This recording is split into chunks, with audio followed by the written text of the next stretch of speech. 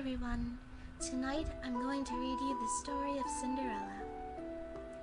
A wealthy widower married for the second time.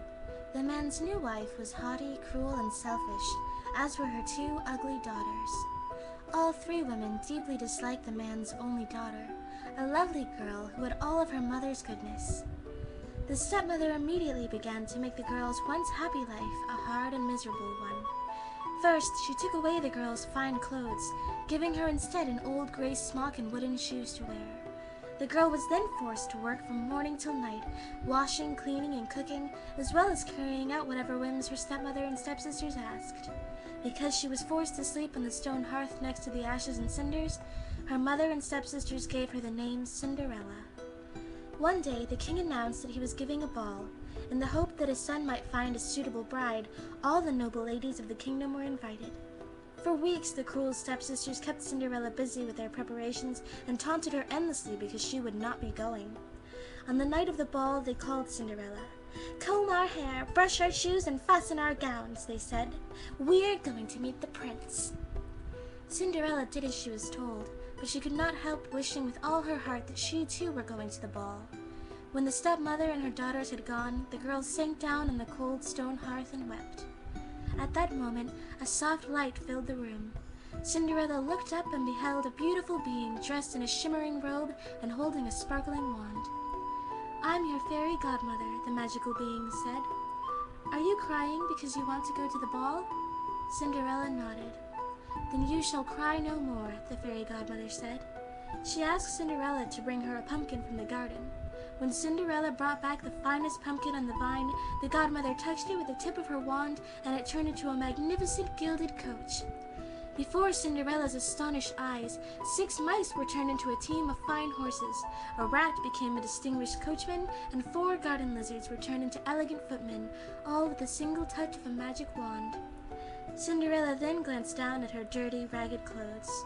Before she could say a word, the fairy godmother's wand changed Cinderella into a dazzling princess, with a gown frosted with jewels. On the young girl's tiny feet were a pair of exquisite glass slippers. "Oh, fairy godmother, however can I thank you?" Cinderella exclaimed. The fairy godmother just smiled and said, "Enjoy the ball, but you must come home by the last stroke of midnight. If you don't, your coach will once more be a pumpkin, and your beautiful gown will turn to rags." Cinderella promised to return by midnight, and off she sped in the coach to the king's palace. By the time Cinderella arrived at the ball, the prince had grown bored and restless.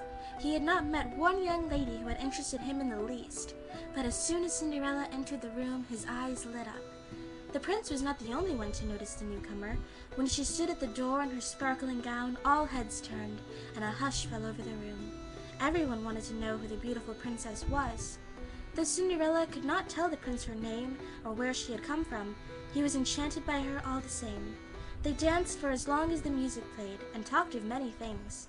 For the rest of the evening, the prince kept Cinderella by his side. Everyone wondered who she could be, but even her stepsisters did not recognize her. Cinderella was enjoying herself so much that she forgot all about the time, but when the bell in the clock tower began to strike 12, Cinderella jumped. She made a quick curtsy to the prince and dashed out of the ballroom. "Please stop," called the prince, but Cinderella ran away as fast as she could.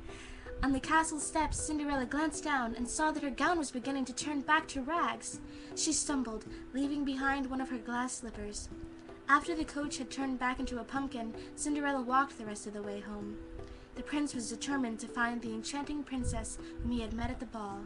For weeks afterwards, he searched the kingdom for the woman whose dainty foot fit the glass slipper left on the castle steps.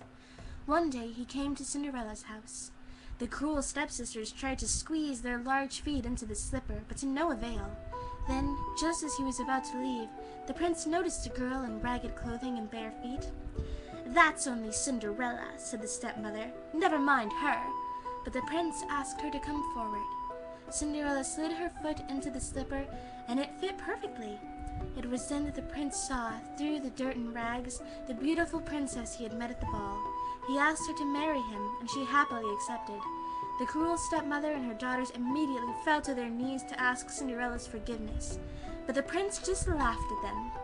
He ordered his servants to drive them out of the kingdom, and they were never seen again. The end.